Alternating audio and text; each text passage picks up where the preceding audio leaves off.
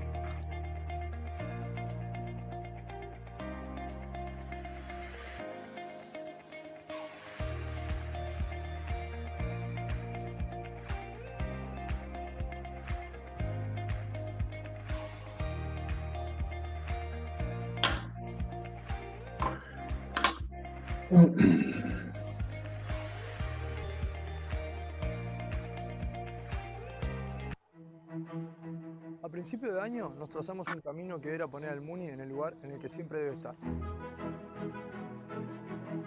Pero como en toda nuestra historia, nadie dijo que sería fácil. Y aparecieron las dificultades. Y gracias al empuje, corazón y fuerza de este grupo, logramos sacar el 2020 adelante.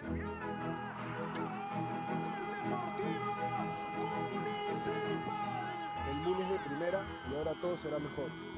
Hoy se viven nuevos tiempos. Nos entregaremos al máximo e iremos por mucho más. Por ustedes, por nosotros, por nuestras familias, pero sobre todo por la franja. Hoy, mañana y siempre, echa Muni. Echa Muni. Echa Muni. ¡Echa Muni!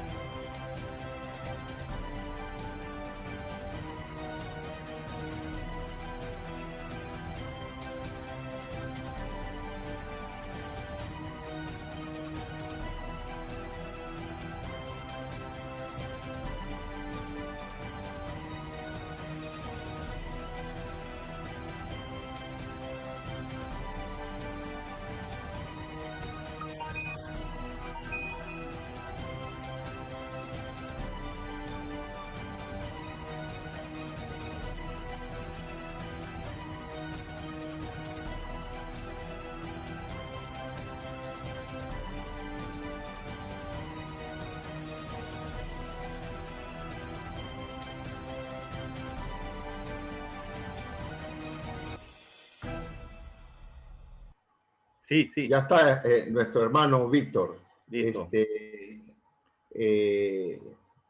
No, ya con todo lo que hemos visto estamos preparados para recibir una excelente charla.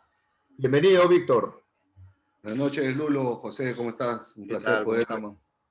participar del Congreso. Un honor para mí estar al frente de todos los colegas con quienes hemos compartido en diferentes momentos, algunas situaciones de fútbol, sea en los cursos, sea en los torneos. Así que es un placer poder esta noche compartir un tema. Espero que haya la apertura para una vez que termine de hacer la exposición del tema que me toca, que es la transición que hay del fútbol formativo a la alta competencia, puedan con toda la confianza hacer las preguntas y podamos enriquecer la charla con una conversación, con algún feedback que podamos compartir para cerrar el Congreso, que de verdad me siento muy, muy orgulloso. Estoy seguro que en la primera parte han tenido expositores de lujo, con el profe Máximo Chévez, que domina muy bien el tema del fútbol formativo, que tienen toda una carrera, el profe Marcelino Salinas, Iván Chávez, Julio Cisneros.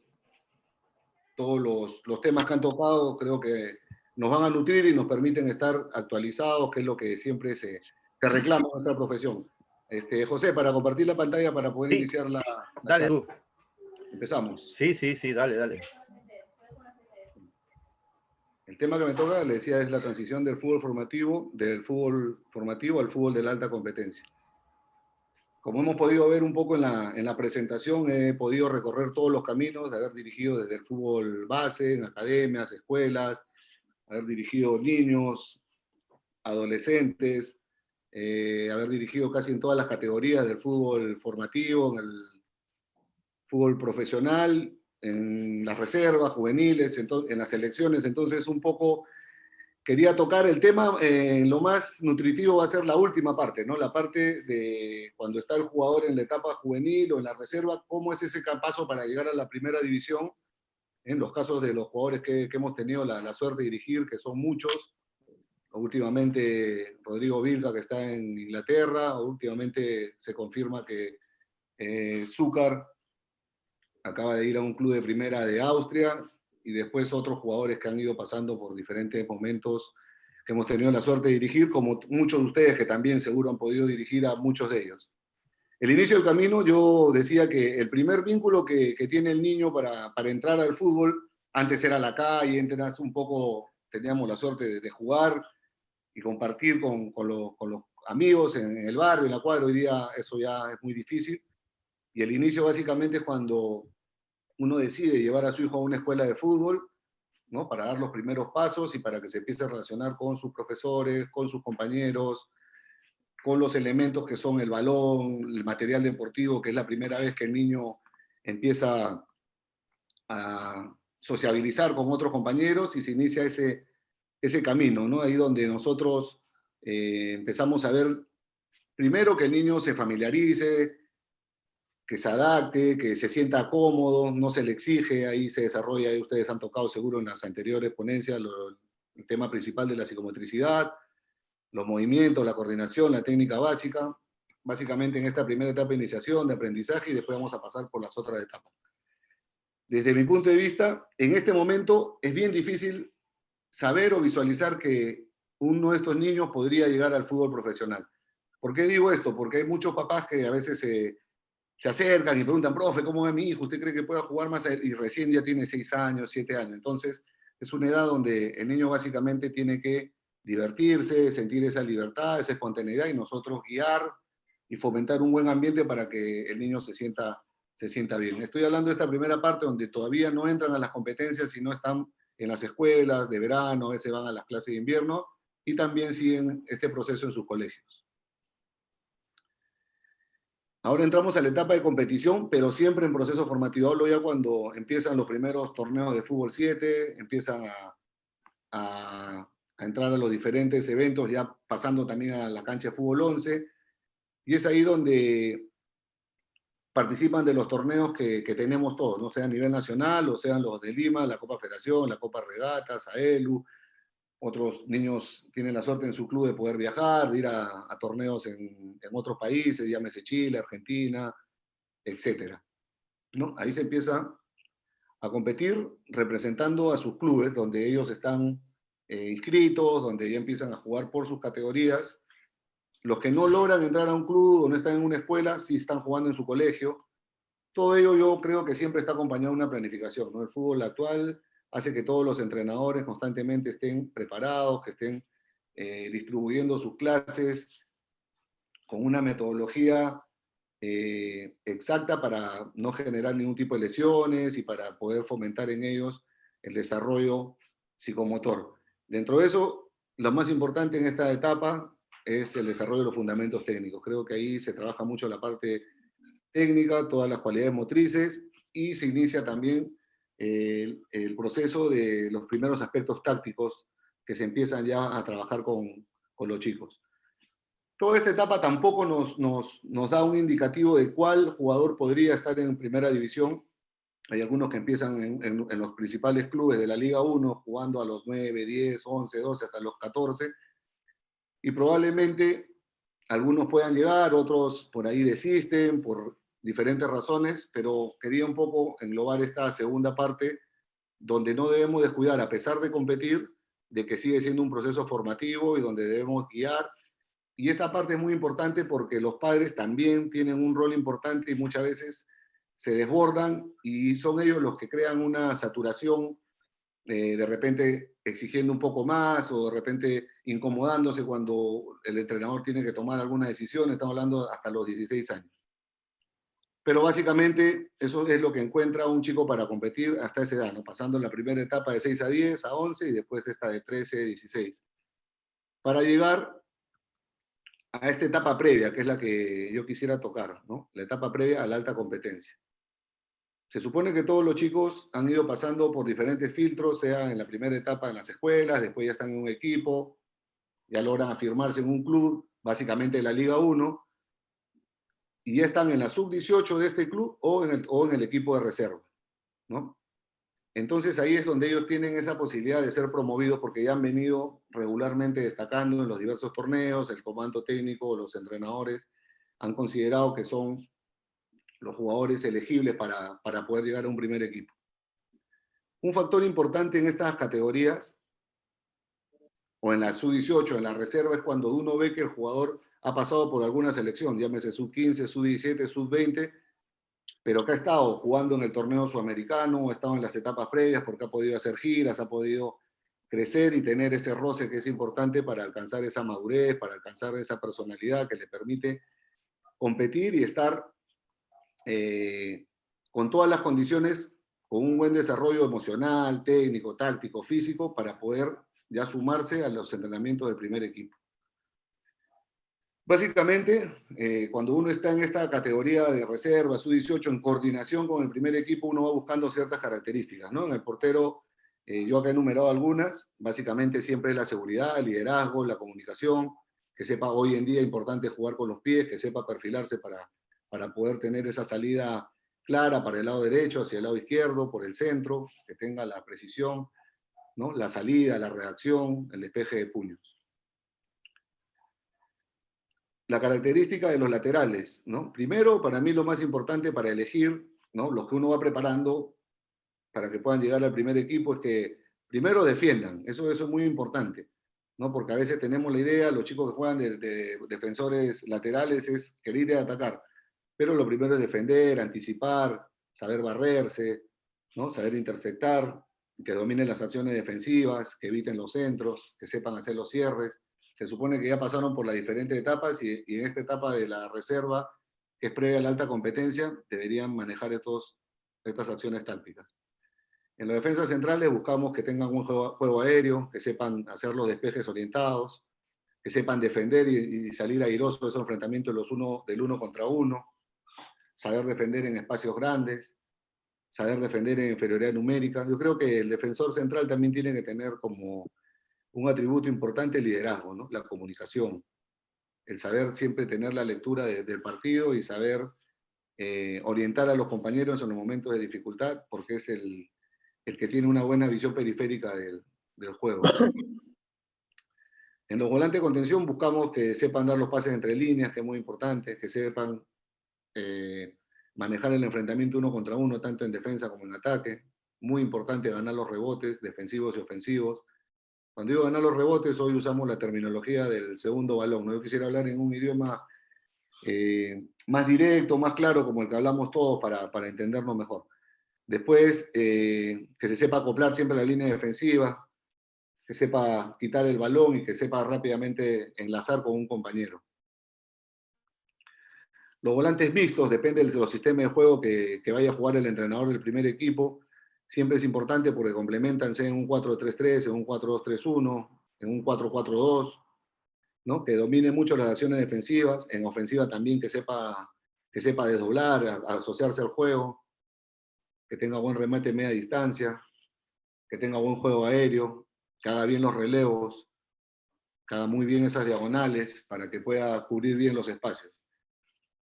Eso es lo que más o menos vamos con el equipo de trabajo buscando cuando estamos buscando el perfil del jugador que vamos a promover. El volante ofensivo que tenga ese pase final tan reclamado, creo, siempre esa velocidad de decisión, velocidad de ejecución en la última jugada, que es lo que siempre uno trata de buscar, ¿no? El pase filtrado, ganar la espalda, siempre la defensa, porque es un jugador que lo van a tener permanentemente marcado y tiene que tener mucha movilidad, mucho desmarque, ¿no? La definición es muy importante cuando pise el área, cuando llegue a ocupar esos espacios donde el 9 a veces sale de la jugada y él llega por detrás. El dribbling, presionar, que es muy importante, presionar la salida ahora cuando se quiere jugar con una presión alta. Y bueno, siempre perfilarse y el disparo fuera del área, que es muy importante. El centro delantero, ¿no? De acuerdo a los sistemas que se va a jugar, si es 4-3-3, 4-2-3-1, que tenga mucha presencia y que sea ordenado para poder mantenerse ahí en esa zona sin perder la posición, marcar mucho el pase, el pivoteo es importante, saber friccionar porque va a tener muchos momentos donde va a tener que enfrentar a 2, a veces hasta 3 defensas cuando estén en una jugada de contra o una jugada que viene de los costados, saber jugar de espaldas, que es muy importante, descender, aproximarse cuando sale de una jugada del área para poder habilitar y nuevamente entrar a la jugada en el último cuarto de cancha, saber ganar la espalda, el pase filtrado también es muy importante, hay centros delanteros que salen de la jugada y pueden generar una jugada de gol también. El pressing siempre sobre los centrales, depende cómo está orientado el aspecto táctico para el partido y, bueno, la definición, que es muy importante. El delantero extremo, que es cuando se va a jugar básicamente con 2 delanteros y puede ir por uno de los costados, o en el 4-3-3 se podría jugar con 2 delanteros extremos también, ¿no? El desborde y el centro es muy importante, pero el centro con precisión. La sociedad es saber acercarse, pasar una pared, una triangulación, marcar el pase, hacer diagonales a la espalda de los laterales que lo están marcando. La presión también, hemos puesto pressing, pero bueno, la presión sobre el rival que tiene el balón. Esa recepción perfilada también es muy importante para poder recibir bien y poder nuevamente ganar el espacio, desmarcarse permanentemente. Y en todas hemos puesto la definición, ¿no? La definición, porque a veces jugadores que son complementarios, pero pareciera que solamente el 9 puede hacer el gol y no otros jugadores. Eso era un poco las características de todo lo que uno va viendo en las diferentes edades, 14, 16, 17, y se supone que con ciertas condiciones que hemos podido describir, llegan con ese perfil a la reserva o a la categoría juvenil o sub-20 de un equipo profesional, ¿no? Esta última etapa es una etapa muy, muy difícil porque ya está supuestamente el primer equipo con 30 jugadores, está entrenando, ya han sido promovidos algunos jugadores que han venido destacando, ya está armado el primer equipo y se empieza a trabajar la reserva, ¿no? En esta última etapa el futbolista experimenta mucha preocupación, mucha ansiedad porque ve que no tiene mucho espacio, ya empezó las primeras fechas, el equipo ya está jugando y él ve que hay en su posición hay 2, si es lateral derecho, ve que hay 2 laterales derechos, vendría a ser el tercero. Tiene mucha expectativa de cómo podría llegar al primer equipo y ahí hay un factor también muy, muy importante. A veces cuando se está desarrollando el campeonato, el entrenador del primer equipo le dice al entrenador de la reserva que tales jugadores, por favor, necesitan tener ritmo, no van a salir en lista y que jueguen en el primer equipo, en la reserva, en el partido del torneo. Entonces le envía un jugador, 2 jugadores, y el entrenador que venía trabajando con un equipo le tiene que decir al lateral derecho de ese día que va a tener que jugar un jugador de primera. Ahí hay otro factor emocional que es muy difícil, que hay que saber manejar, explicarle al jugador y siempre pedirle lo mismo, que sea tolerante, son las políticas que a veces se dan en un equipo, y nadie lo hace por incomodar a nadie, simplemente el entrenador del primer equipo necesita que ese jugador tenga continuidad, y el entrenador de la reserva que venía jugando con un equipo tiene que hacer esas variantes, porque es un trabajo en equipo y se tiene que coordinar permanentemente. Aquí la función del entrenador, digo la función del entrenador, pero es un equipo de trabajo, es muy importante porque tiene que guiar, preparar emocionalmente al futbolista para que permanentemente se sienta motivado, a pesar de que no jugó ese partido, o si jugó, pero que siempre esté en búsqueda de el perfeccionamiento, el crecimiento, en su alimentación, en su descanso, y lo más importante es que aproveche las oportunidades, ya sea en el campeonato, en los partidos del campeonato, o cuando se dé esa oportunidad, que creo todo jugador de una reserva está buscando, que puedan hacer los partidos con el equipo profesional y puedan ahí un poco mostrar lo que vienen haciendo en el torneo, que le ha interesado al comando técnico del primer equipo, y ya estando en el día del partido de práctica, qué sé yo, podría el jugador llegar bien preparado. Pero si ese día justo no está de humor, o la semana no entrenó bien, o se siente desanimado, eso podría ser un factor que lo pueda complicar después de haber recorrido todo ese camino de prepararse, de entrenarse, de llegar a la reserva, y justo ya cuando está en la última etapa que se le puede presentar la oportunidad, a veces jugadores que no llegan bien emocionalmente, o se golpearon, o se lesionaron, o como no jugaban, se descuidaron un poquito. Entonces creo que la fortaleza mental es muy importante en ese aspecto. Creo que los comandos técnicos de reserva siempre tienen que estar trabajando para tener a todos comprometidos, ¿no? Esa es un poco mi experiencia como director técnico cuando yo estaba en juveniles y quería que un jugador de los que yo dirigía pueda llegar al primer equipo. A veces era difícil, a veces yo me daba cuenta que en esa posición donde yo tenía un buen jugador, el primer equipo tenía 3 jugadores que destacaban, ¿no? Un ejemplo, cuando estaba en la reserva o en los juveniles de Alianza Lima, veía que en el primer equipo estaba Esidio, que era goleador, Waldir Sáenz, que era goleador, Roberto Farfán, que era goleador. En la reserva estaba Jefferson y estaba Paolo. Yo en los juveniles tenía a Wally Sánchez y un chico Correa, que jugaba muy bien. Coronado también. Ya estamos hablando casi de 9 jugadores para 2 puestos. Entonces, ese momento es determinante. ¿Qué le puedo decir al jugador? Si puede buscar opciones en otro equipo, que siga luchando, que siga entrenando, que se le va a presentar la oportunidad. Y yo creo que ahí también es muy importante tener diálogo con el entrenador de mayores, ¿no? Intentar conocer cuál es su filosofía, cuál es la idea que él tiene, porque a veces nosotros cuando hacemos una exposición hablamos de todo lo ideal, pero no todo siempre es lo ideal. A veces hay equipos donde la presión es muy, muy fuerte, el equipo no empieza bien, no empieza ganando en las primeras fechas, y es ahí donde el proceso se interrumpe porque el entrenador ya no apuesta tanto por los jóvenes, sino tiene que priorizar el resultado. Entonces hay que manejar todas las variables que se puedan dar, ¿no? Que eso es lo que yo sentí cuando yo estaba de entrenador, como digo acá, de reserva, sub-20 o de juveniles, porque era como se denominaba antes. Ahora les quiero compartir mi experiencia como director técnico en el fútbol profesional, ¿no? Ya después de haber vivido todo esto en las diferentes etapas de chicos, siempre queriendo promover un jugador, lo motivaba, lo alentaba, a veces veía que no tenía espacio, trataba de hablar con otros colegas para decirle que este chico jugaba bien, teníamos su ficha, cuántos partidos había jugado, se podía probar en un equipo de Liga 2, en un equipo de Copa Perú, algunos por ahí desistían y ya no seguían. Entonces ya teniendo toda esa experiencia, y cuando dirigía un primer equipo, lo primero que he buscado siempre es tener una buena relación muy estrecha, muy profesional con el entrenador de reserva, ¿no? Porque si bien es cierto, se hace una exposición para todos los entrenadores del club, pero hablando del entrenador de reserva, que es el que tienes más cerca, o al de la sub-18, que también son 2 jugadores que básicamente alimentan al primer equipo, siempre les hablo de la manera como quiero que juegue el equipo, cuál es el sistema de juego que se va a utilizar, cuál es el funcionamiento, cómo me gustaría que juegue un lateral, un central, y ya se va generando esa comunicación que es importante para que el entrenador a su vez los tenga preparados y los tenga motivados para cuando se pueda dar ese momento.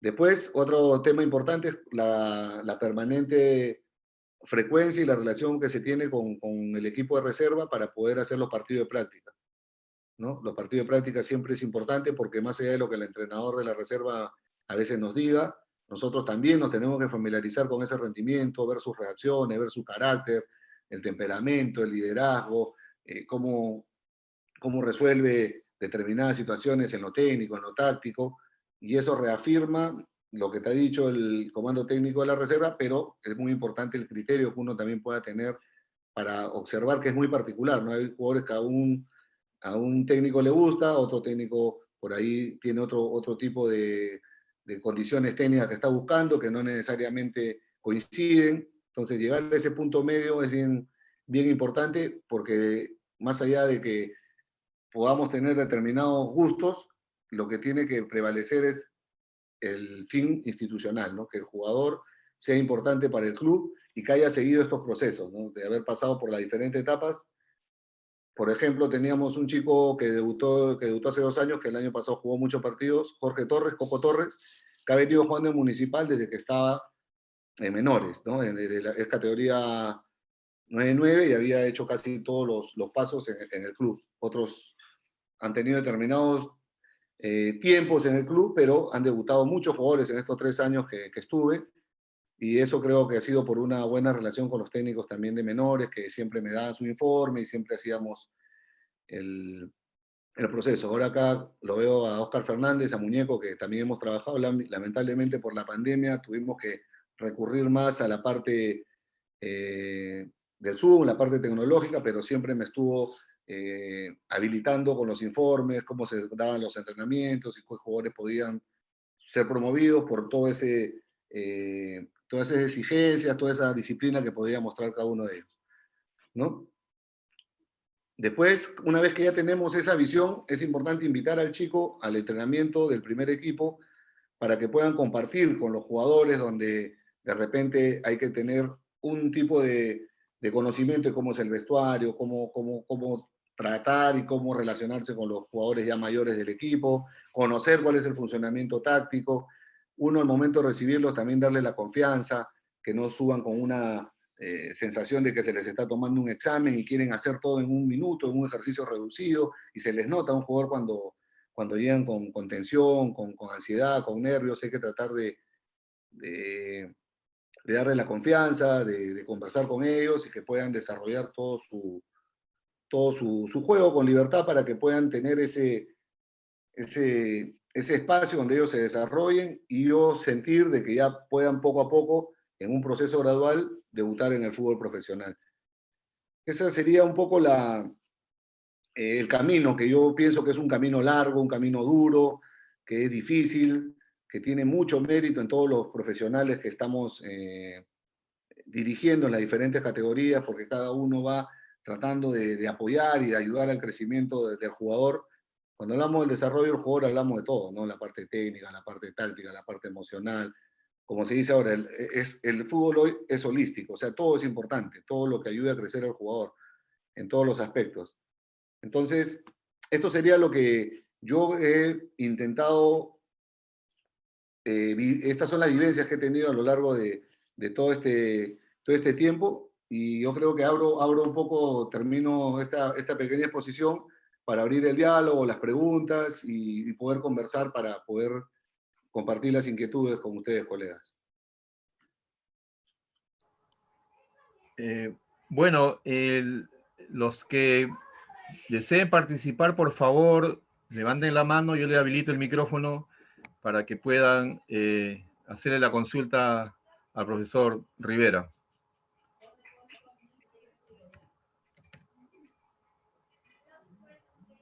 Lulo, tu micrófono. Listo. Víctor Pfeiffer, estás con el micrófono. Víctor, activa tu micrófono. Víctor, bueno. Dame un cachito, José.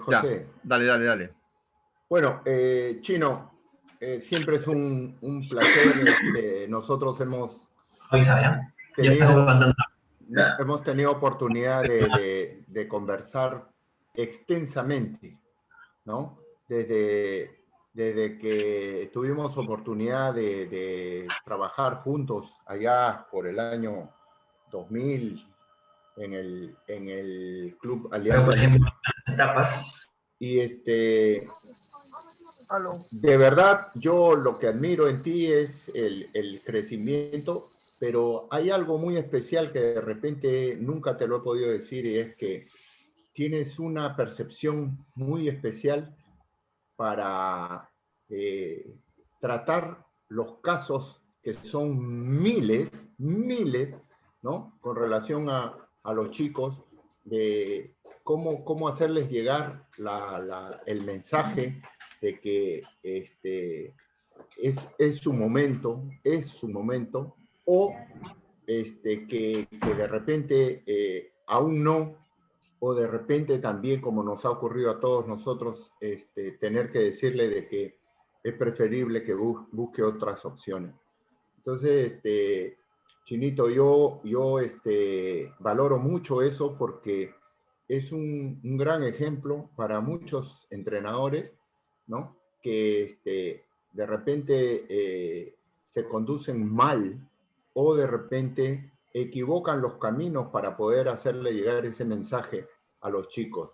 Y yo lo he podido apreciar porque todos tus grupos, a pesar de los sinsabores que puedan tener en la parte deportiva, todos se expresan muy bien de ti, de la forma en que los has tratado, en la forma en que los has conducido y sobre todo en la parte afectiva. Entonces, eso también es importante. En el caso de nosotros, formadores, nosotros tenemos que ser digamos, una presencia no tanto paternal o qué sé yo, no, de ídolo, pero el chico, el que está a nuestro cargo, tiene que confiar en su entrenador, tiene que creer en su entrenador y tiene que recibir en algún momento un abrazo de confianza. Yo te lo digo porque yo lo he visto hacer en ti. Yo he visto cómo corren los chicos después de conseguir un tanto, un gol, corren y te abrazan y juntos. O sea, eso es muy importante. Entonces, quería resaltar eso, Chinito, antes de darle pase, porque hay mucha gente que quiere hacer 1000 preguntas. Nuevamente, gracias. Víctor.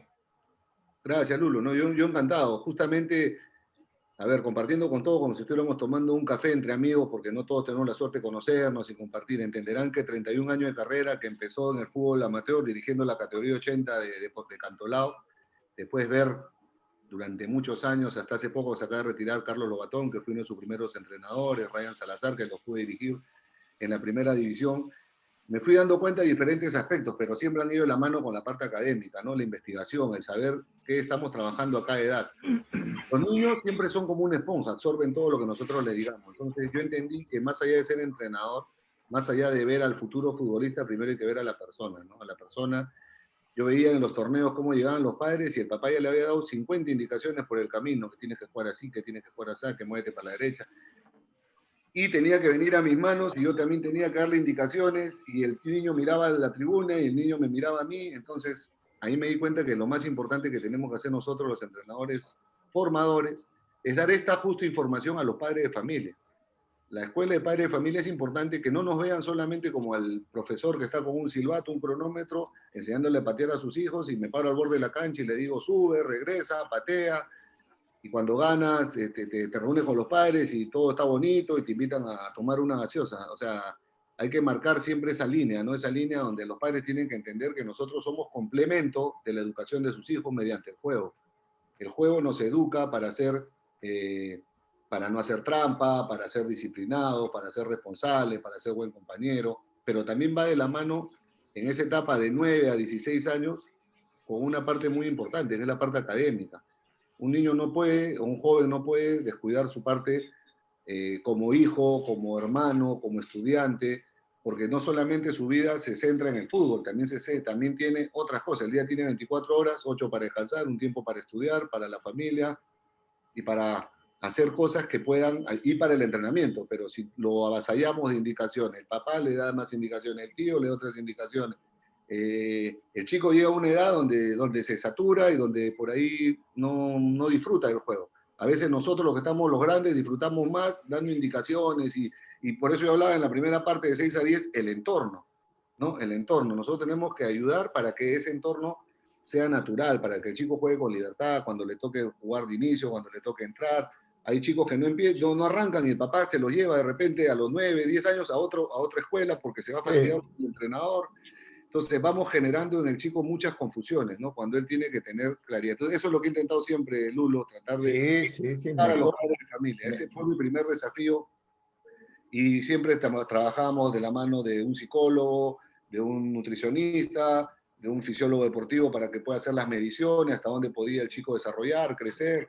Es que el que tiene un hijo que hace deporte ya no es como un chico normal, porque el fin de semana tiene que levantarse con la familia, un partido sábado 8 de la mañana, un domingo 8 de la mañana y mover a todos en casa para ir al campeonato. ¿Y qué pasa si ese niño no lo pones a jugar un minuto? Le malorate el fin de semana a la familia. Entonces, en esa edad es participativo, ¿no? Es rotativo, algunos chicos arrancan, pero todos tienen que jugar, eso es lo que yo considero. Y a la par también se va viendo el crecimiento, porque estamos hablando en el fondo de que queremos formar un futbolista para que llegue a la alta competencia. Pero no todos llegan a la alta competencia. Entonces, a veces yo veo una foto de un equipo de menores.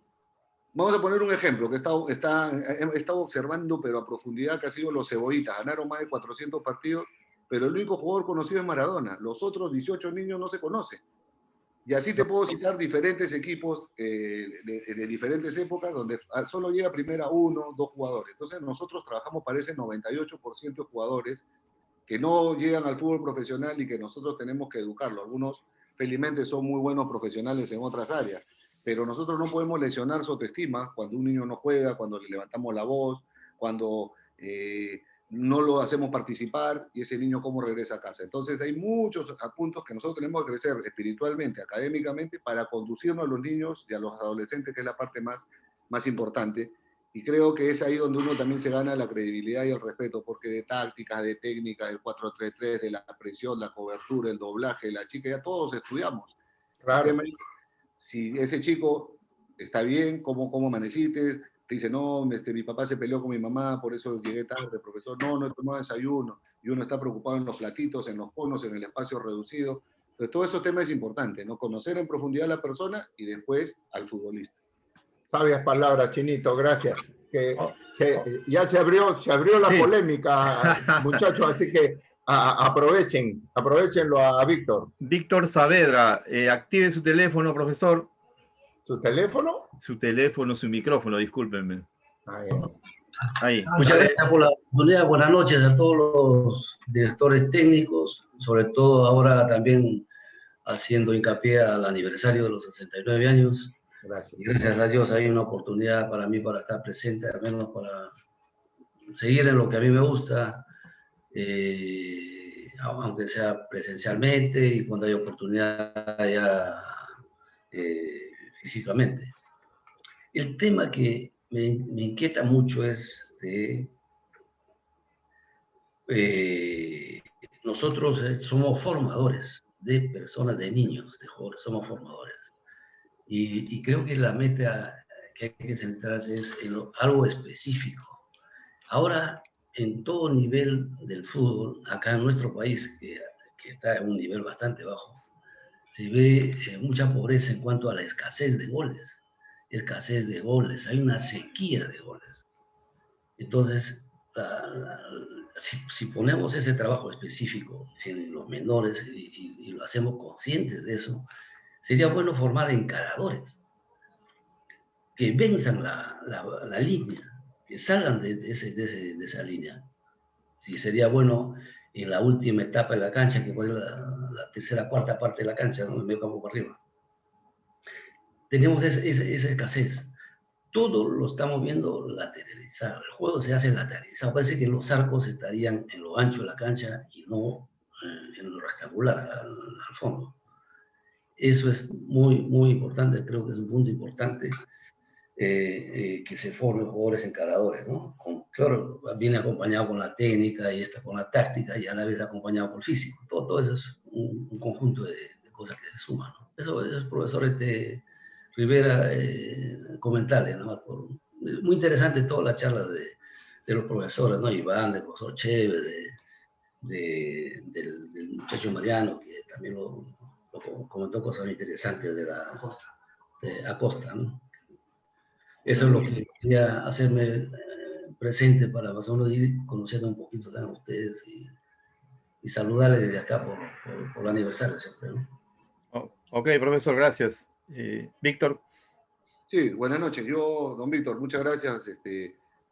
Yo estoy presto a todos los comentarios, pero la verdad, mire, yo con toda la experiencia de haber dirigido en tantos torneos a nivel internacional, jugadores de primera división, lo que yo siempre deseaba cuando estaba dirigiendo menores era poder tener un diálogo con un técnico profesional, poder hacerle algunas preguntas, resolver algunas inquietudes, y creo que tuve la suerte de viajar, de buscar al maestro Washington Tavares, al maestro Menotti, a Gustavo Alfaro, que ahora dirige la selección de Colombia, y creo que al profesor Peckerman también, que tengo la suerte de poder compartir con ellos, por citar unos nombres, y acá en Perú, lógicamente, hay muy buenos profesionales que me he tomado ese atrevimiento de buscarlos y poder dialogar con ellos, y yo siempre soñaba un momento como este, ¿no? El poder conversar con un entrenador que tenga ese recorrido y poder hacer una pregunta. Así que yo sé que todos quieren dar un comentario, una opinión, y lo valoro mucho, pero si me pudieran hacer una pregunta con respecto a lo que yo les he tratado de exponer de una manera coloquial, en un tiempo muy corto, porque no me gusta extenderme y ser presuntuoso, que saqué a tal jugador, que traje a tal jugador, que clasifique a tal torneo. Entonces, de repente, esa inquietud que yo tenía cuando dirigía a Tito Bravo la categoría de 10 años, que tenía cuando estaba en Cantolao, cuando tenía un equipo juvenil de Alianza Lima, y después ya las experiencias que me fui trazando en el fútbol profesional. Gracias, don Víctor, por la inquietud. De hecho, que todos queremos trabajar esa parte de la definición.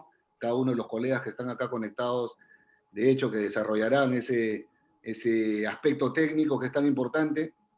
Yo creo que hay que saber, ¿no? Cuando son niños, las porterías no tienen las dimensiones del 744, del 732 por 244, tiene otra dimensión más pequeña, pero yo creo que el estímulo que tiene un niño permanentemente, si no está el entrenador, agarra una pelota y de frente busca un arco para patear. Eso es lo que, y hasta ahorita los grandes, uno va a empezar la práctica y ellos empiezan a buscar el arco, a definir. Ahí estamos nosotros para poder estructurar una sesión de entrenamiento y en todos los entrenamientos trabajar esa definición mientras podamos tener la posibilidad, ¿no? Porque a veces uno quiere tener 5 días a la semana entrenando, a veces entrenan 2 días, algunos tienen diferentes realidades, otros entrenan en mitad de cancha, otros en una losa, otros no tienen arco, otros están en un parque. Entonces, esta conversación es para un poco adaptarnos. A veces yo veo que las charlas que a las que he acudido pareciera que todos estamos en Real Madrid, que todos tenemos la suerte de estar en un predio donde hay 10 canchas de fútbol, donde hay 50 pelotas, donde hay arcos de todas las dimensiones. Entonces también podemos conversar. A mí me ha tocado entrenar en un cuarto de cancha, me ha tocado entrenar con 3 pelotas, me ha tocado entrenar con un cono, con 2 estacas, porque el mundo ideal es cuando uno está en la alta competencia, pero nosotros todos los que estamos aquí, yo los valoro mucho. Primero, que se hayan tomado el tiempo de asistir al Congreso, porque eso habla muy bien de ustedes, de esas ganas de seguir creciendo y mejorando. Y de repente la realidad que tenemos cada uno de nosotros, porque de verdad que esto es una profesión difícil. Yo me saco el sombrero con todos ustedes. Yo cuando empecé de entrenador y me iba a casar, decía, ¿de qué voy a vivir? ¿En qué voy a trabajar? Porque me podré comprar una casa, podré ser papá, comprar el biberón, y tenía que trabajar en 5 cosas. Yo trabajaba en un equipo de 6 de la mañana a 8, en otro equipo de 11 a 12, de ahí me iba a un colegio de 3 a 5, entrenaba un banco, padre de familia, de 7 a 9 de la noche, y a las 11 de la noche que iba a mi casa ya me sabía en memoria los ejercicios para trabajar el espacio reducido, el 4 contra 4, el 5 contra 2, hasta que me fui pasando diferentes etapas, y es una profesión difícil, así que yo los admiro bastante, y con toda confianza pregúntenme lo que ustedes crean conveniente. Bueno, Fernando Chávez, active su micrófono.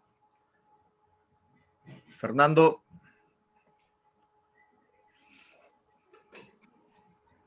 Fernando, tu micrófono. El profesor Pfeiffer escribió... Ahí está Fernando, Okay. Dale, Fernando. Buenas noches, estimados colegas. Víctor, buenas noches, y saludar a la asociación por este congreso que nos está habilitando y haciendo que nuestros estudios se proyecten a mucho más. Bueno, Víctor, el que les habla es especialista del Ministerio de Educación, profesor de Educación Física, aparte entrenador de la profesional, ¿no? Y trabajo en la profesional también. Y bueno, quería hacer una observación. No, no sé si usted ha trabajado, le escuché hace un momento que usted ha trabajado en las instituciones educativas. Y justamente esto quería hacer, darle una prioridad. Existe un sinnúmero de docentes de educación física que tienen la especialidad de fútbol, ¿no? Y el atletismo como deporte base. O sea, agarran dos especialidades. Y esto lo aplica en las primeras etapas en las instituciones educativas, donde anteriormente, ¿no? Y mucho más antes, y todos lo sabemos, que han surgido bastantes deportistas calificados en el fútbol profesional de las instituciones educativas. Y esto con el fútbol interescolar, lo que ahora no se da. Más bien las instituciones educativas están cerrando las infraestructuras, están modificando las instituciones educativas, y esto perjudica al niño, al alumno, ¿no? Que de repente busca en las academias, busca en las distintas canchas donde ellos no tienen ni para solventar sus prácticas deportivas. Y eso veo que es perjudicial para el deportista peruano, ¿no? Dentro de sus inicios. Ahora, imagínense cuando llegan a las competencias. Existen pocas probabilidades de que un futbolista profesional, mejor dicho, llegue a ser un futbolista profesional. ¿Por qué? Porque no tiene de repente los fundamentos básicos, los fundamentos intermedios como poder realzar en el fútbol profesional. Y lo que yo le decía, no sé si la asociación de entrenadores tiene algún convenio, un acercamiento con el MED en la elaboración de los proyectos educativos que programa el Ministerio de Educación. Sería bien necesario esto para dar el espacio a los entrenadores nacionales de las diferentes categorías para que puedan hacer sus labores habituales ahí dentro de las instituciones educativas. Porque imagínense que estos 2 últimos años están desapareciendo los técnicos deportivos que había en las distintas UGELs. Esos programas no existen ahora. Ahora imagínense, tantos entrenadores que existimos no tienen ese espacio para elaborar. Yo no sé qué medida pues, se podría tomar, ¿no? Tú que tienes, Víctor, la conducción prácticamente de un futbolista profesional, aplicarlo a estas instituciones educativas que por intermedio de la ANEF se podría hacer este convenio. No sé si a este punto han observado esta parte, ¿no? Que perjudica, ya que existe un montón de hogares disfuncionales donde los padres no pueden mantener al niño para que pueda surgir. No sé, es un alcance que les doy, no sé en qué medida podrían ocupar ese pedido, ¿no? Gracias, profesor. Sí, es definitivo que necesitamos crecer a nivel educativo y conformar este tipo de planificación. Creo que ahí el profe Lulo puede tomar después ya de manera interna la coordinación con usted y podemos desarrollar este tipo de planes, porque la ANEF está intentando también asociar algunos programas de trabajo con diferentes instituciones y queremos, me incluyo en esa conversación, captar a los profesionales que puedan aportar en el desarrollo de nuestro fútbol. Y yo cuando he hecho la explicación un poco, trataba de ver cómo llegaba el jugador al fútbol profesional. Lo que usted está hablando es muy importante porque nos atañe a todos, porque se habla de un niño, de un futbolista, de un ciudadano, que no necesariamente pensemos que pueda llegar a ese jugador profesional, pero sí necesita desarrollar todo ese tipo de aspectos porque todos tienen problemas y diferentes realidades. Muchas gracias, profe, por su alcance. Sí, más bien, Víctor, y con todo respeto, les voy a pedir, hay temas que nos concierten a nosotros como institución y tienen un momento apropiado para conversarlo. Esta vez tenemos que aprovechar a Víctor en todo lo que él tiene para brindarnos a nosotros. Entonces, los temas institucionales, dejémoslos para otro momento, con todo respeto a todos los que están pendientes de esos temas. Más bien, directo a preguntarle al chino, ¿no? ¿Cuál es la clave de su éxito? Cosas así, ¿no? O, por favor, preguntas directas. Chino, gracias. Gracias, Lulo. Víctor Pfeiffer, active su micrófono. Ahí Adolfo Garrido también está. Sí. Ya, Víctor, dale. Buenas noches. Buenas noches. ¿Cómo le da, profe? Víctor. Aló, Sí. buenas noches. ¿Me escucha, Chinito? Sí, sí, lo Más escuchamos. que nada, felicitarte por los logros obtenidos en este difícil proceso de enseñanza-aprendizaje. Recuerdo cuando vino Caupolicán Peña y estuvimos en el curso junto a Moisés Barak, ¿no?, en la puerta 4 del Estadio Nacional, y después terminó en el estadio de la Alianza Lima. Tú has pasado por diferentes etapas, ¿no? Como se dice, hay que quemar etapas. Así como la luz viene después de la oscuridad, tú hiciste una remembranza y me hiciste recordar a alguien que fue excelente formador, don Jaime de Almeida. Lo que tú estás haciendo ahora, lo has hecho a lo largo de tu carrera, Chino, lo hizo don Jaime de Almeida. Tenía la primera profesional, tenía la reserva profesional y creó la cuarta especial, los juveniles. Los días jueves, los juveniles jugábamos primero con la primera profesional. Jugaba la reserva con la primera y después nos tocaba el partido más difícil, jugar con la reserva. Pero ahí uno se iba formando en ese pampón, que también ha ido Lulo, que era frente al Cine Actao. Antiguo. Pero ¿quién estaba ahí mirando los partidos? Don Jaime de Almeida, y captaba a los chicos, ¿no?, que iban yendo para prospectos para ir a la primera profesional. Ahora hay un divorcio, a excepción, yo veo tus equipos cómo juegan, Chino, me encanta cómo juegan. Me encanta cómo juegan. Jugaste contra mi Alianza en esta primera etapa, el año pasado, y le dieron un baile.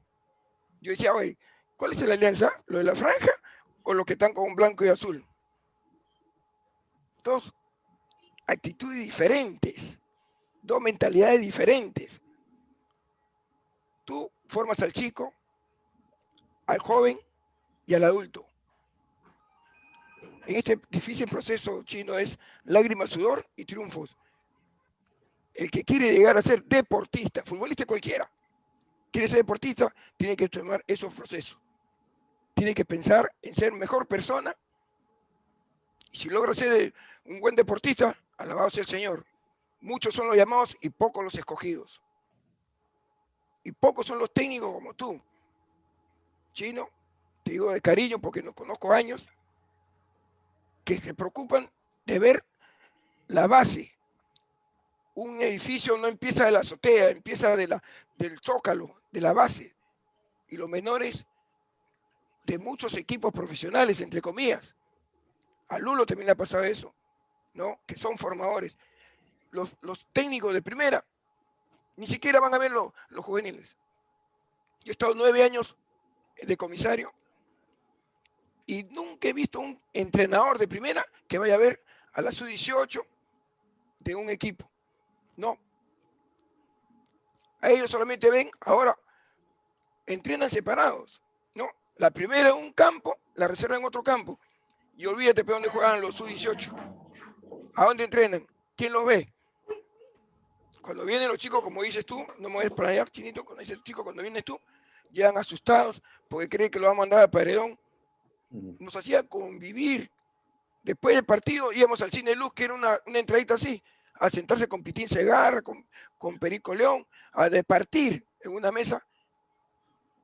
Uno se sentía en el cielo. Y eso es lo que uno tiene que aprender, a mirar las cosas buenas. Y yo te digo, Chino, Lulo y la NEF han hecho un gran acierto. Este congreso, le digo, con 69 aniversario, que se vea bien. Pueden salir muchos pseudos dirigentes de entrenadores, pero esta es la NEF. Hace 3 años, 4 años que estoy asistiendo.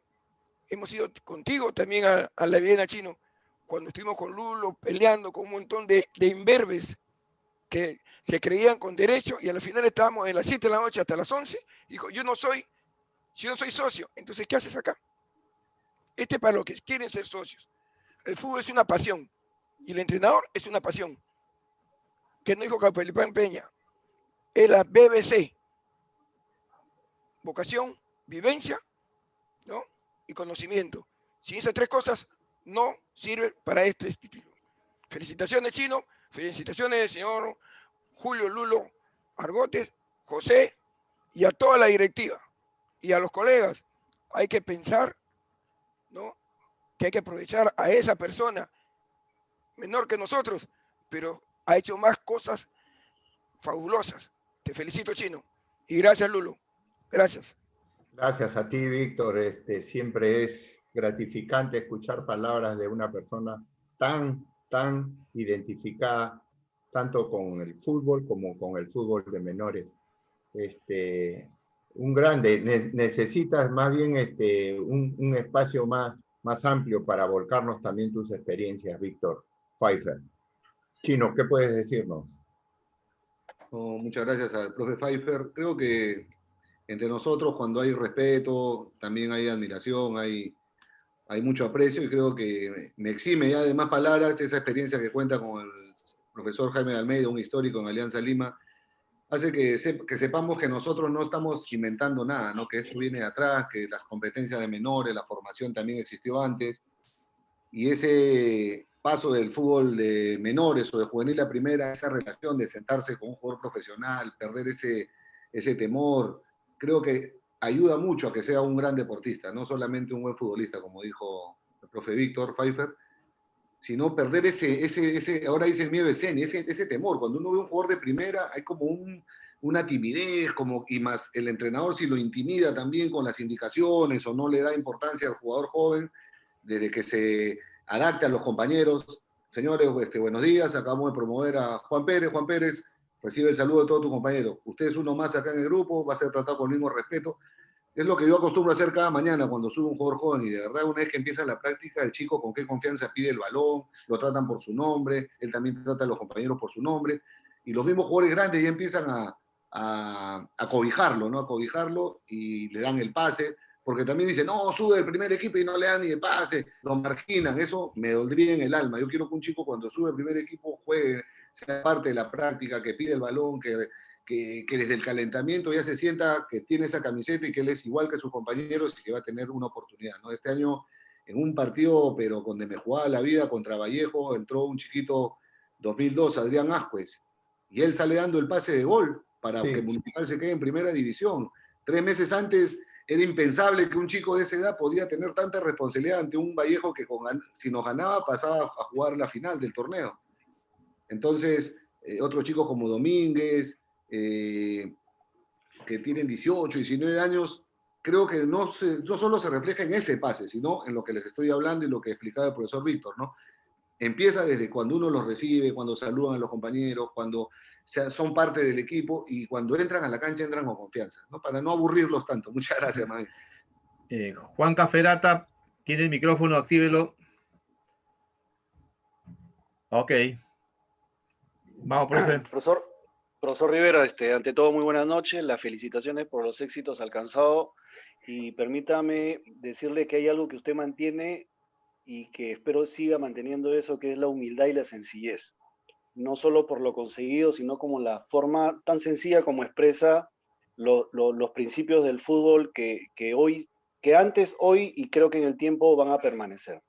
Mi pregunta puntual es, con la experiencia que usted tiene, sobre todo el trabajo de jóvenes, ¿qué tan importante es que el joven, después de los entrenamientos, tenga ocupado el tiempo, sobre todo en una formación académica, ¿no?, o de estudios, que le permita cuajarse? Porque, como decía el profesor anteriormente, muchos son los llamados, pero pocos son los elegidos, ¿no? Y dentro de esa formación, que el jugador pues tenga conocimiento, que sepa estar frente a un micro y saberse expresar, en una entrevista saber cómo comportarse, ¿no? Y sobre todo la formación de valores. ¿Qué tanto eso en su trayectoria ha podido encontrar, ¿no? Cómo poder ayudar que las familias, el joven acepte que eso es parte de su trayectoria, ser futbolista, y si no lo es, para la formación de la vida?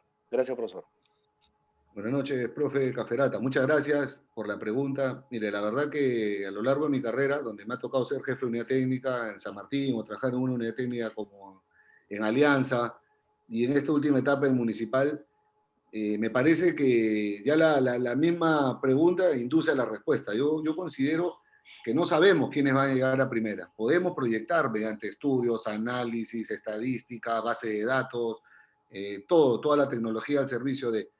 Pero también tenemos que generar un plan de vida en los jugadores de fútbol, en los deportistas, como institución. Saber qué va a hacer paralelo a la práctica del fútbol. ¿Qué pasa si el jugador lo promovemos y se lesiona una lesión grave y no puede jugar al fútbol? Y no hizo otra cosa, terminó el colegio, le estamos dando la opción de que pueda seguir una carrera técnica, podemos llevar cursos complementarios de cómo saber tener expresión oral, liderazgo, comunicación, cómo sentarse a una mesa el día que va a ir a pedir la mano de la enamorada y no sabe cómo ni siquiera agarrar los cubiertos. Entonces, esas son nuestras tareas, que no solamente van con la parte técnica, el dribbling, el slalom, todos los fundamentos. Nosotros, todos los que estamos acá, estudiamos la parte técnica, física, y nos apasiona, pero creo que el club donde trabajemos siempre debe tener un plan alternativo. Ahora yo estaba muy emocionado, yo no entraba con la cámara y veía que estaban sorteando 10 libros, y el profe dijo, levanten la mano. De verdad que me emocioné de verlos a todos ustedes, todos se querían ganar los libros, porque a nosotros nos alimenta cuando nosotros compartimos un libro. Acuérdense, muchachos, que antes no había la tecnología que hay ahora. Antes teníamos que ir a la biblioteca, esperar que un amigo venga de Argentina, de España, nos traiga el libro. Mi mejor amigo y los que están en el curso conmigo nos juntábamos para sacarle copia al libro. Recién podíamos tener el libro. Hoy en día, en este mundo globalizado, prendemos YouTube y podemos ver qué está haciendo Manchester City, qué está haciendo Guardiola, la parte inicial, el calentamiento, la activación. En la parte principal trabajan qué fundamentos. Todos vemos.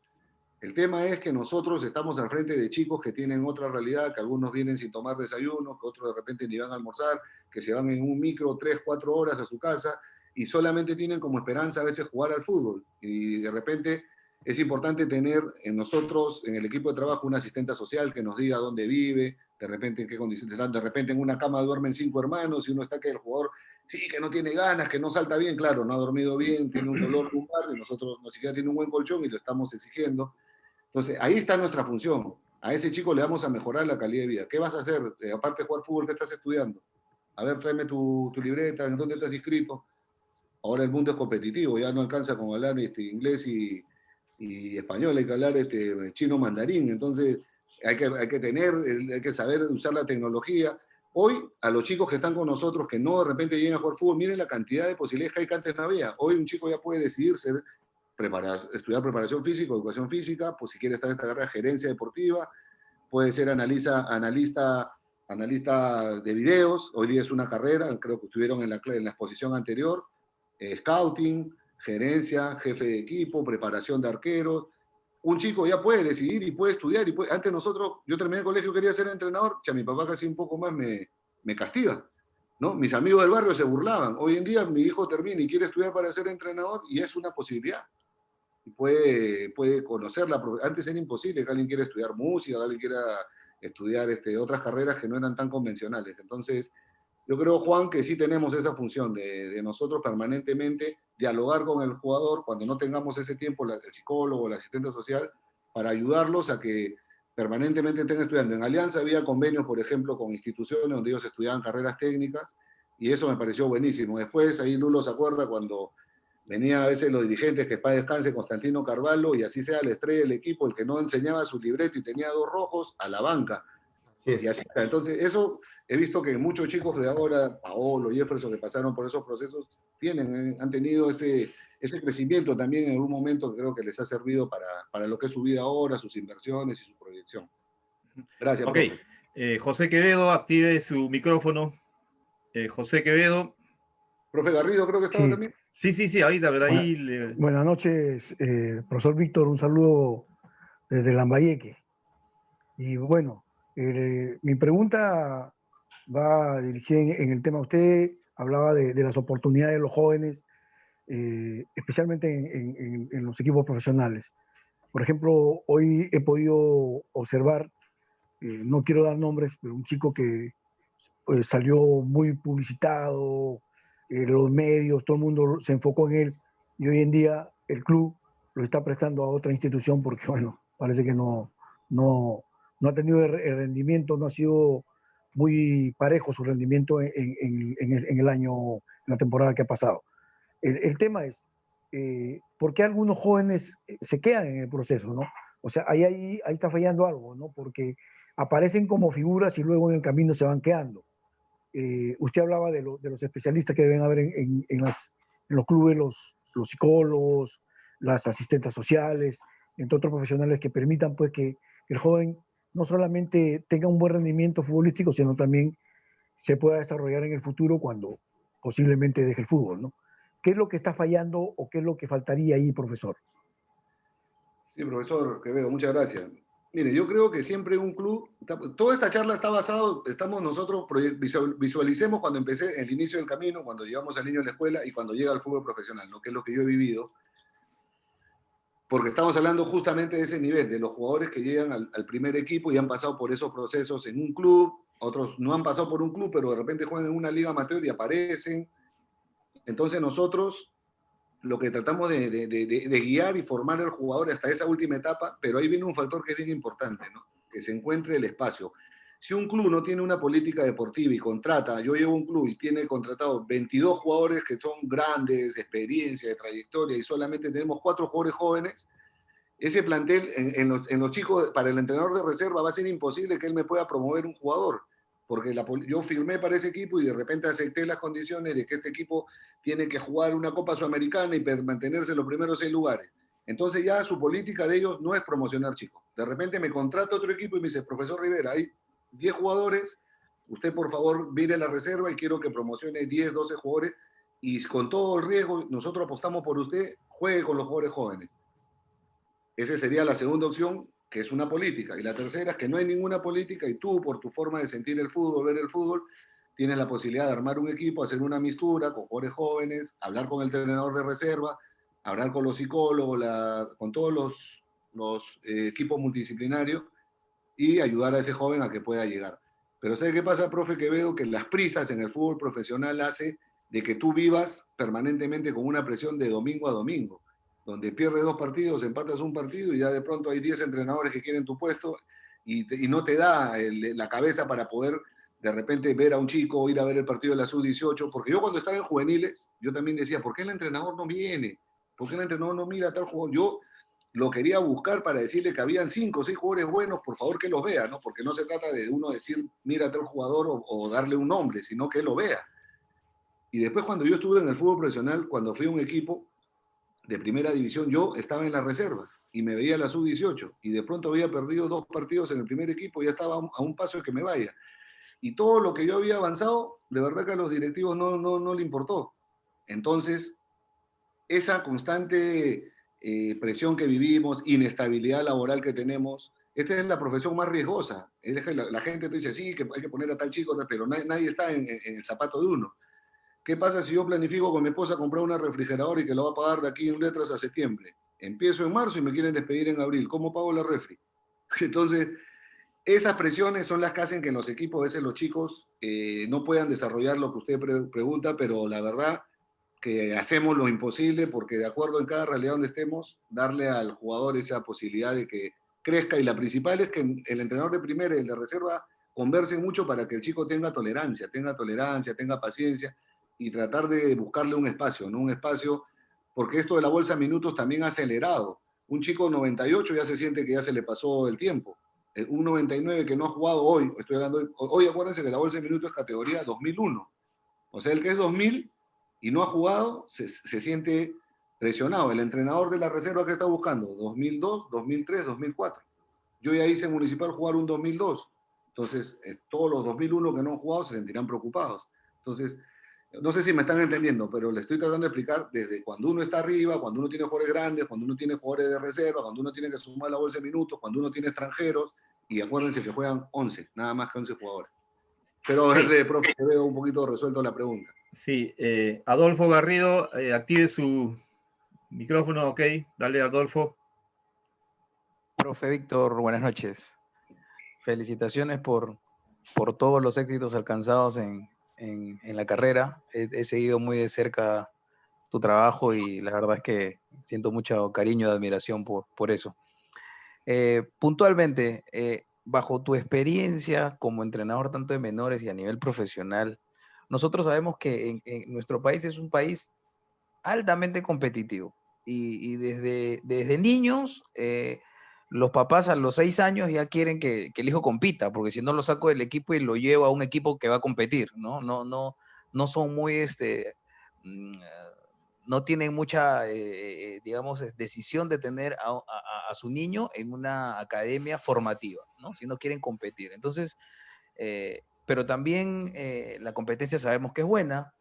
Y bueno, hay academias, hay equipos de fútbol, hay instituciones que viajan al extranjero, tenemos la Gothia Cup, tenemos la USA Cup, los mundialitos que hay en Chile, en Argentina, en Uruguay, la Copa Toritos de Chiclana, por donde sé que tú has pasado también, ¿no?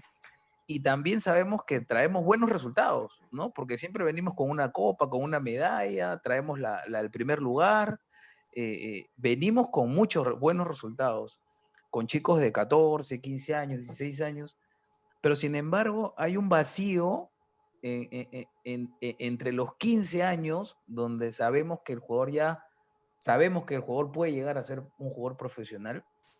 Hay un vacío y una diferencia a nivel sudamericano, digamos así, ¿no? Bajo tu percepción y tu experiencia, ¿qué está faltando en ese vacío para que podamos llegar a tener el fútbol de nivel, por lo menos para empezar en Sudamérica? Gracias, Adolfo. Sí, es una excelente pregunta. Mira, dentro de esas vivencias, en ese 15, 17, que hay un vacío, cuando he tenido la suerte de viajar y he visto las competencias en Brasil, por decir, en Gremio, en Sao Paulo, cómo están trabajando, se están desarrollando, los equipos que compiten, ellos se van a Europa, se van a diferentes países y tienen competencia. Nosotros en ese 15, 17 tenemos problemas, no todos si en los equipos de primera división cuesta encontrar un campo de fútbol propio donde entrenar, ¿no? Porque hablemos de que unos cuantos tienen. En esa edad se sufre mucho en encontrar campo de entrenamiento. Entonces, ahí la infraestructura es el primer punto que yo considero que es limitante. 2, si estás en un club profesional, todas las balas, toda la inversión está puesta en el primer equipo. Entonces, tú, una categoría sub-15 que ya compite acá en la Copa Federación, internamente juega en la serie base, que es la serie oro, creo, ¿no? Que juegan los equipos de la Liga 1, y esa es su competencia y da vueltas sobre ese 10, 12 partidos al año. Imagínate un jugador de Brasil, un jugador de Argentina, River, que compite a otro nivel, que viaja, que hace giras. Las que tú mencionaste son cuando son más chicos, de 8 a 12 años, donde muchas veces todas esas giras que tú hablas se subvencionan con el peculio de cada padre de familia, ¿no? Porque esos viajes son caros. Entonces, lo que yo veo es que no hay instituciones, en su gran mayoría, que inviertan en menores, en poder darle ese roce, que es importante. Tú llegas a un chico de 18 años, yo le pregunto, hijo, ¿cuántos partidos internacionales tienes? No, ni uno. O sea, si no pasó por una selección, no viajó, y otro me dice, no, yo estuve en tal academia y viajé a Chile. Ah, ya, pero mi papá fue el que invirtió, me compró mis chimpunes, me compró el pasaje. O sea, y los que no tienen esas posibilidades no tienen ese roce. Entonces, me parece que faltan políticas deportivas para poder darle a todos las mismas posibilidades, pero eso no parte de un entrenador, no parte de ti ni de mí. Si vamos a un club y le pedimos que esta categoría de 15 y la 17 tienen que viajar, profe, hagan una rifa, profe, hagan una anticuchada, hagan un sorteo, o sea, ¿no? Ellos están preocupados en que el primer equipo gane, porque si el primer equipo no gana, todos estos chicos que nosotros vemos que tienen proyección, se pierden un poco, ¿no? Pero debería haber esa política, de tener, el entrenador de menores debería tener su vestuario, debería tener su cancha donde entrenar, tener ese roce, como tú vas a cualquier país, a México, a Chile, a la Universidad Católica, Colo-Colo, y ves 10, 12 canchas de fútbol, hasta los de baby fútbol, el entrenador tiene ahí su vestuario, donde cuelga sus cosas, su pizarra, donde tiene su oficina, donde puede proyectar cualquier sesión de entrenamiento, cualquier video. Y nosotros de verdad que tenemos muchas limitaciones en ese aspecto. Si no es por la voluntad de nosotros, que nos compramos nuestro pito, cronómetro, pizarra, llevamos nuestra laptop, hacemos y nos buscamos el torneo para que poder subvencionarlo y poder viajar, el chico normalmente en esa edad de 15 a 17 es bien difícil que tenga un roce que los otros países sí lo tienen. Bueno, profesor González, active su micrófono. Ya, ok, dale. Sí, buenas noches. Sí, lo escuchamos. Buenas Haga noches. su consulta, profesor González. Profe, ¿me escucha? Sí, lo escuchamos. Lo escuchamos, Jaquex. Tiene problema con el retorno, creo. Bueno, el profesor Arana, a ver, active su micrófono. Marco. Ya, buenas noches. Lulo, José, un saludo a ustedes y a la ANEF por su 69 aniversario. Bueno, y con esto va con todos los profesores y entrenadores que están ahora no ligados a la ANEF. Un saludo cordial para todos. Bueno, mi saludo es primeramente para el profesor Rivera. Yo personalmente no lo conozco, no, muy poco tiempo aquí en el Perú porque he regresado después de 40 años que he estado viviendo en Holanda. He estado trabajando casi 30 años en el deporte como entrenador, jugador y también manager de fútbol, ¿no? Bueno, mi pregunta es lo siguiente, como dijo usted, profesor Rivera, que cuando llega un jugador que tiene, por ejemplo, dijo 18 años ya juvenil, que está muy bien para poderlo poner en la primera división, pero no se ha podido porque tenía 2 o 3 jugadores que han sido goleadores en un equipo y no se lo podía quitar porque y tenía que darle una oportunidad en otro equipo, o sea, prestarlo. Yo pienso que estamos equivocados prácticamente aquí en el Perú porque no le damos la oportunidad a los jugadores jóvenes. Yo le doy un ejemplo. En Holanda, el Ajax, por ejemplo, tiene una manera de formación de que trabajan desde los 5 años hasta los 18 años, ¿no? Trabajan físicamente, no es que sean mejores que los niños peruanos, porque yo he conocido a la ELU y al, ¿cómo se llama?, al Cantolao, que han ido a Holanda a jugar competiciones, porque yo he sido coordinador de la Copa Harlem allá, y han salido campeones, y han venido aquí con trofeo. O sea, es la formación que tiene que haber de los niños es igual, solamente que hay que adaptarse cómo llevarlos, cómo tratarlos. Bueno, no quiero ir mucho en eso, sino voy a ir directamente a lo que usted dijo, que ese jugador no tuvo la oportunidad y quería llevarlo a diferentes equipos. En Holanda, por ejemplo, un jugador que tiene 23 años, que ya está en la primera división y tiene 23, ya es viejo para el club y lo tienen que vender. Quiere decir con esto que a ese jugador de 16 años le tienen que dar la oportunidad para jugar en la primera. ¿Me entiende? Entonces, ¿por qué no se podría aplicar esto aquí en el Perú? Cuando calidad de jugadores tenemos demasiados. Hay muchos jugadores que pueden llegar prácticamente a la primera división, pero no se les da la oportunidad que debían tener. A esto voy. ¿Qué usted cree que se debe hacer aquí en el Perú para tener una solución por la escasez de jugadores que hay actualmente en el Perú? Porque muchos dicen que ya no, se nos fue Cuevas, se nos fue Guerrero, ya no tenemos otros jugadores. Eso es una mentira, porque jugadores hay. Lo que pasa que no se les da la oportunidad. ¿Usted qué piensa sobre esto? ¿Qué deberíamos hacer como entrenadores? Bueno, los dirigentes no voy a meter, sino los entrenadores. ¿Cuál sería la respuesta? ¿Cómo está, profe? Yo debo ser uno de los entrenadores que más jugadores jóvenes ha puesto, ¿no? Más o menos 18 he hecho debutar y unos 45 en el transcurso de todos estos equipos donde he estado, Bayón, Cueva, Cedrón, le di más continuidad a Víncula después de Cristal, Yotun, bueno, me puedo quedar toda la noche haciendo la lista. En Municipal últimamente he salvado la baja con 7 chicos jóvenes menores de 18 en cancha, que creo que ni un equipo peruano lo ha hecho. El año pasado fue el segundo equipo que ha hecho más goles en minutos, y vamos a medirlo por esa... Entonces uno puede hablar a título personal. Lo que debemos hacer nosotros es, cuando estamos al frente del equipo, en el proyecto, en el diseño de equipo que hacemos, como dije al comienzo, ¿no? Si voy a asumir ese riesgo de jugar con jóvenes, de hecho que tiene que ser en concordancia con la directiva, porque si yo voy a jugar con jóvenes, como ahorita en Municipal, que ha sido muy duro jugar con tantos jóvenes, y al final todo el mundo dice, jueguen con jóvenes, pero cuando no obtienes unos buenos resultados, la gente no lo valora, otro lo va. Igual me ha pasado en diferentes equipos. Yo creo que eso es la política que uno tiene que asumir riesgos, ver que el jugador esté bien preparado.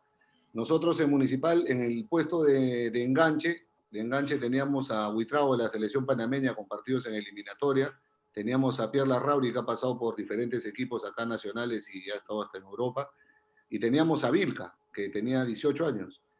Y fuimos llevándolo a Vilca hasta que le tocó Vilca consolidarse y ahora Vilca está en el Newcastle. Entonces, son diferentes realidades. El Ajax, estamos hablando de una institución modelo en el mundo con una política deportiva que todos conocemos, una institución que si tomamos una foto de su centro de entrenamiento, su gimnasio, su campo de concentración, tiene un plan adecuado para desarrollar, pero nosotros dentro de nuestra realidad intentamos, desde donde nos toque, poder hacer eso. No creo que para eso justamente es este congreso, esta charla. Algunos de nosotros cuando le toque estar en un equipo de primera división, aplicar lo que estamos hablando acá, a tomar esa idea, llegar, evaluar a los chicos, ver si se puede jugar, como usted dice, con jugadores de 18 años. Usted dice que un jugador de 23 años ya es muy, muy grande para un club, que ya es como un jugador veterano, que ya tiene que ser vendido. Pero eso a veces no pasa, como usted dice, por nosotros, por un directivo. Digamos un equipo y hay 7 jugadores de 28, 29, 30 años que rinden, que meten goles, que juegan bien, ya que a criterio del entrenador si lo va a sentar y pone un chico de 18 años que no tiene partidos en primera. Eso me parece que son ya trabajos que uno tiene que asumir, y es una política que cada entrenador de los que estamos aquí va a tener que aplicar en el momento que le toque dirigir. Yo con 30 años de experiencia dirigiendo 20 y tantos años en primera división, gracias a Dios he podido tener esa suerte de hacer jugar muchos jugadores jóvenes, y la mayoría están en el extranjero, y lo cual me siento bastante orgulloso, pero no por mí, sino por todos los que están aquí, que de algún momento en diferentes etapas han entrenado a los chicos, ¿no? Cuando un jugador destaca no es de un entrenador, es un trabajo en equipo de todos ustedes. Ok, Gustavo Valverde. Active su micrófono, Gustavo. Ok, está en el aire. Buenas noches, profe. Mi pregunta está relacionada un poco a la pregunta que hizo el profesor Adolfo Garrido, a quien le mando un fuerte abrazo.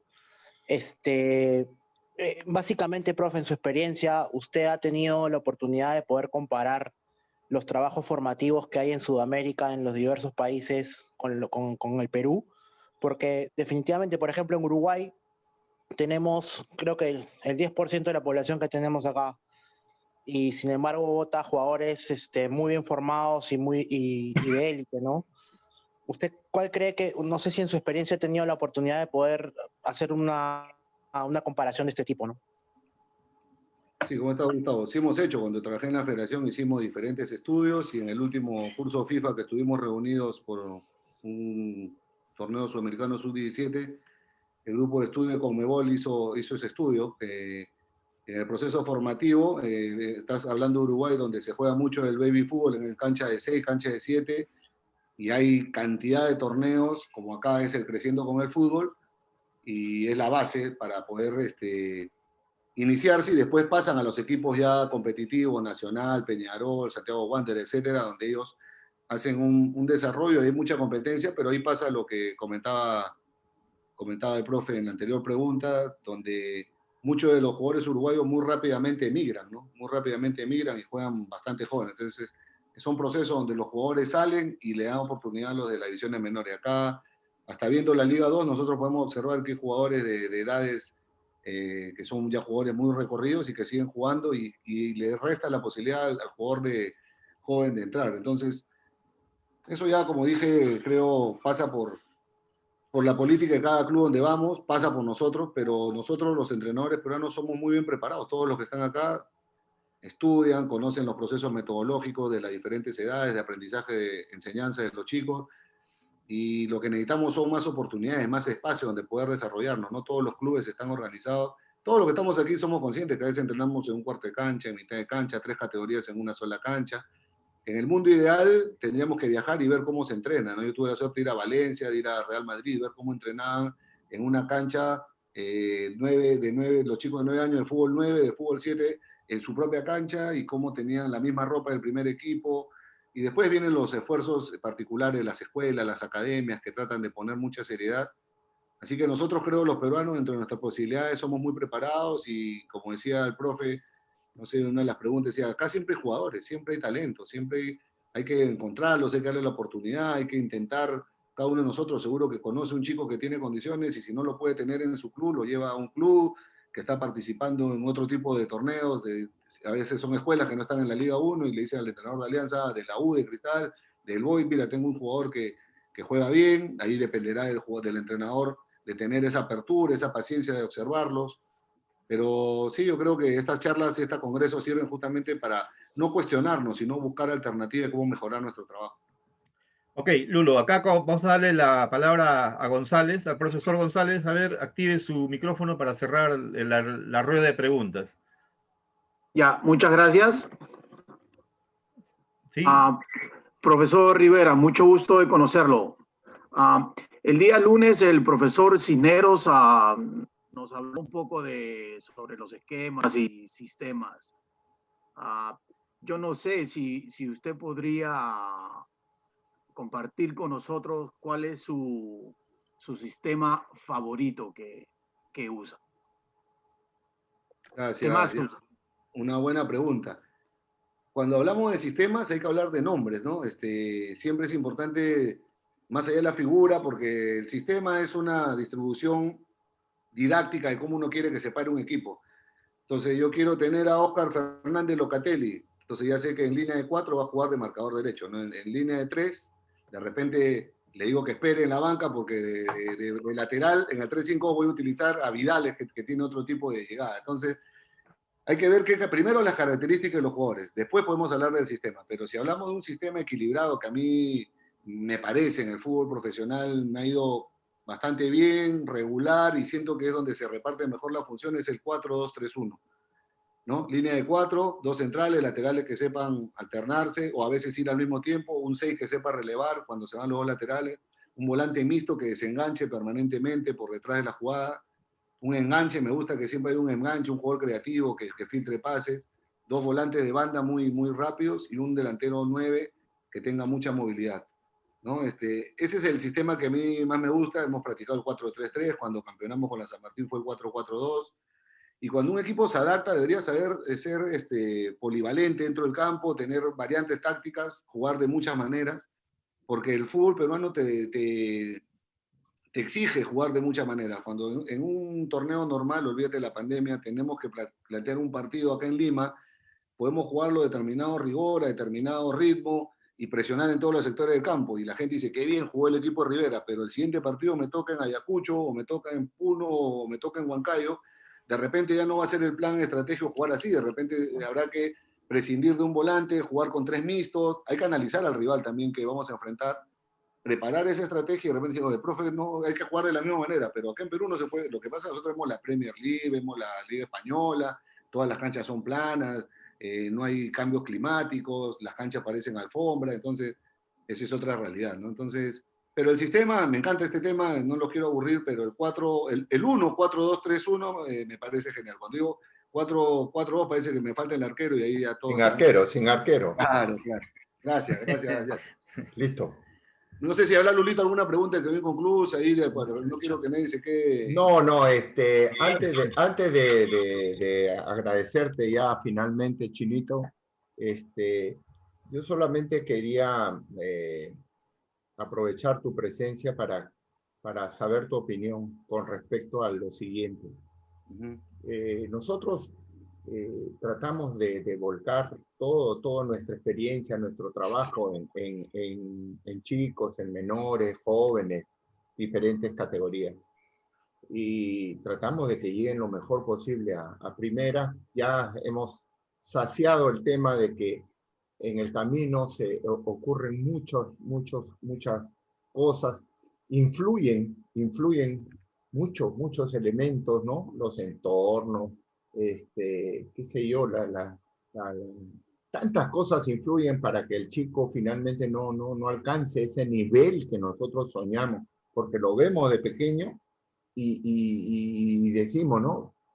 Chiquito, para mí va a ser profesional, pero lamentablemente nos encontramos en una realidad que no llega, pero obviamente pasaron por nuestras manos en un momento y luego pasaron por diferentes etapas con otros entrenadores. La pregunta directa es, cada vez que un equipo peruano compite internacionalmente y obtiene malos resultados, los directivos, las autoridades, la prensa y muchos colegas, entre comillas, voltean y dicen, el trabajo de divisiones inferiores y de divisiones menores en el Perú es malo. No saben trabajar, no hay buenos profesionales, ¿no? Y inmediatamente las autoridades hay que traer a los expertos que están fuera, ¿no? Y vienen y le hacen contratos de 8, de 10 años para que puedan plasmar su proyecto. ¿Por qué? La pregunta, ¿por qué nuestro fútbol tiene tan pocos buenos resultados a nivel internacional?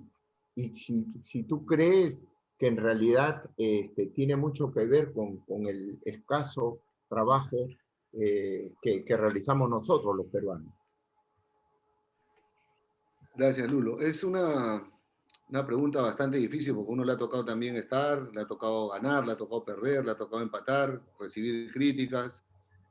Y es verdad, todo el mundo al toque dice que no se trabaja en menores, pero yo desde el año 90 que veo, he visto en todas las instituciones, Cantolao, Círculo, Regata, AELU, la U, Cristal, Alianza, siempre he visto profesionales intentando formar al jugador, compitiendo en los torneos que había. Acuérdate, antes empezábamos Copa de la Amistad, Copa San Agustín, empezaba el AFIN, los que no iban a la AFIN eran promocionados en la Copa Asociación Deportiva de Fútbol Profesional, y ahí competían los 16 equipos de primera con los chicos en juvenil, infantil y calichín, y acuérdate, Lulo, estábamos todo un sábado entero viendo jugadores y competíamos contra otros, pero yo sigo insistiendo, o sea, no todos teníamos las mismas posibilidades. Nosotros realmente estábamos en Alianza y por ahí teníamos una cancha o dos canchas donde entrenar y teníamos que dividir los horarios para poder usar los campos.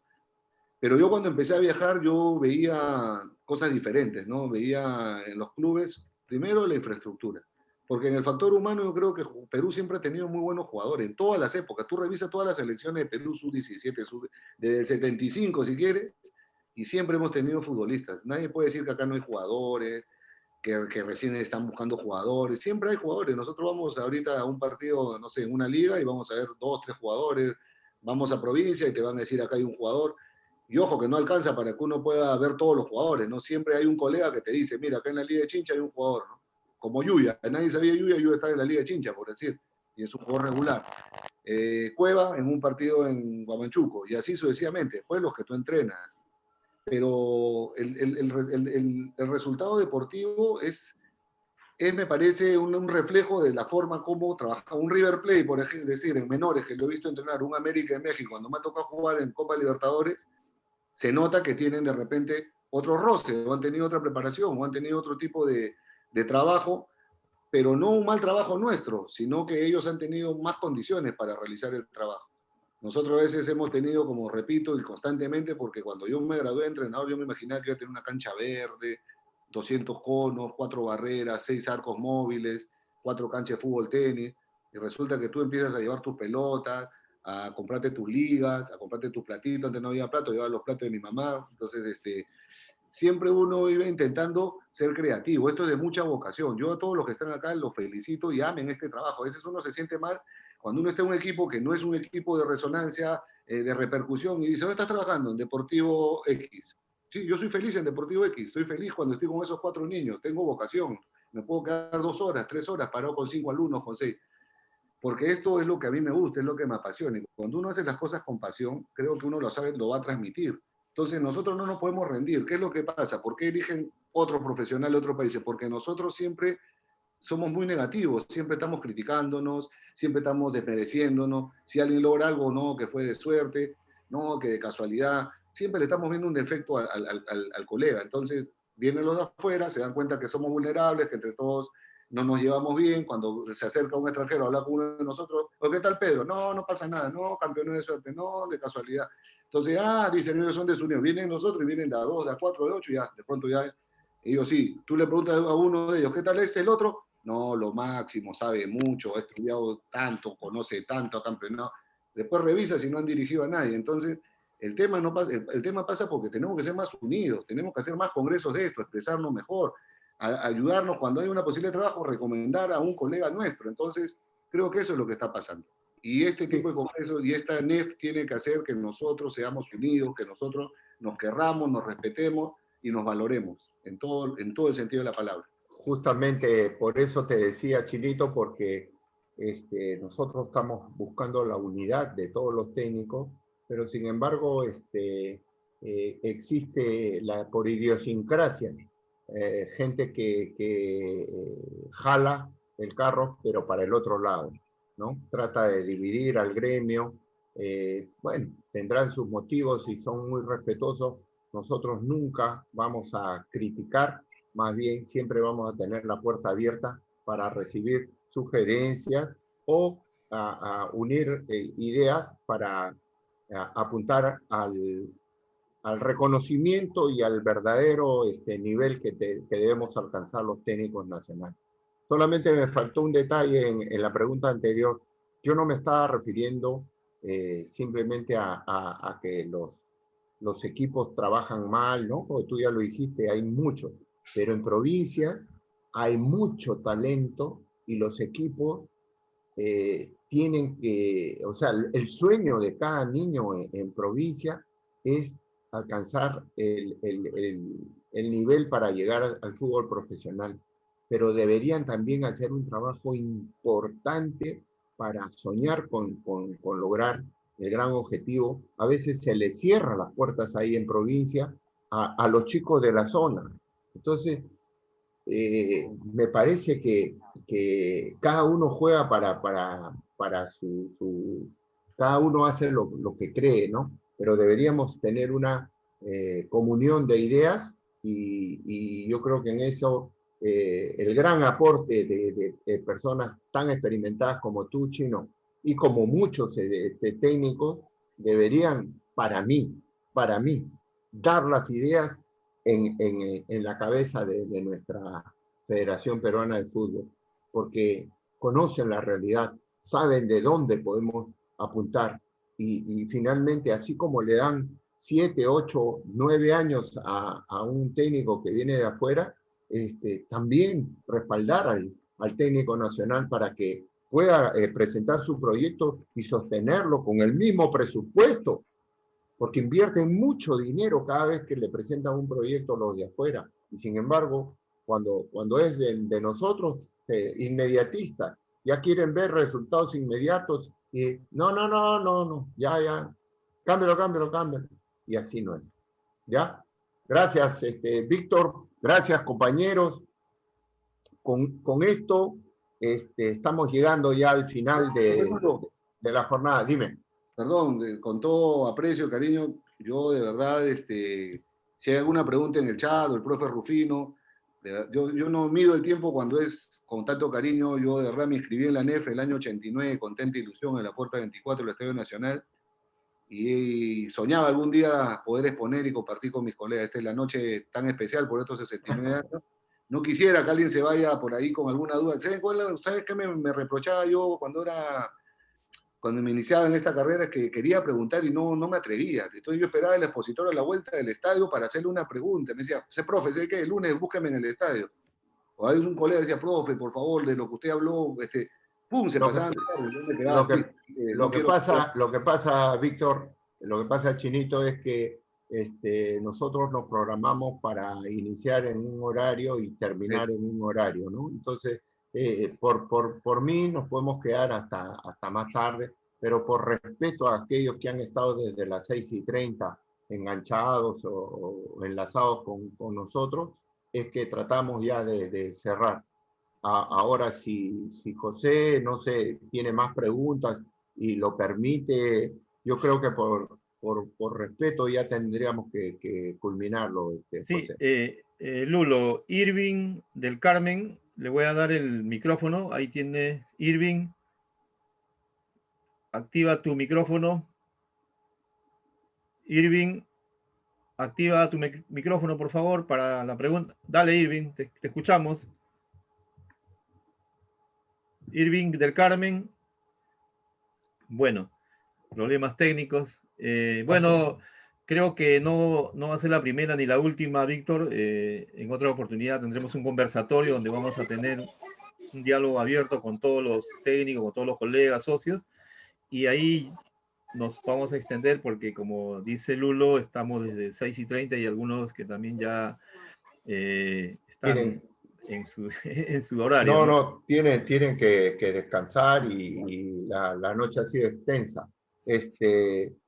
Yo quiero agradecer en forma muy especial a Víctor y también mencionar a los profesores que hemos tenido el honor de tenerlos como exponentes, al profesor Marcelino Salinas, al profesor Máximo Chévez, al profesor Duilio Cisneros, al profesor Iván Chávez, a nuestro gran amigo Mariano Costas de Argentina y por supuesto a ti, Chinito.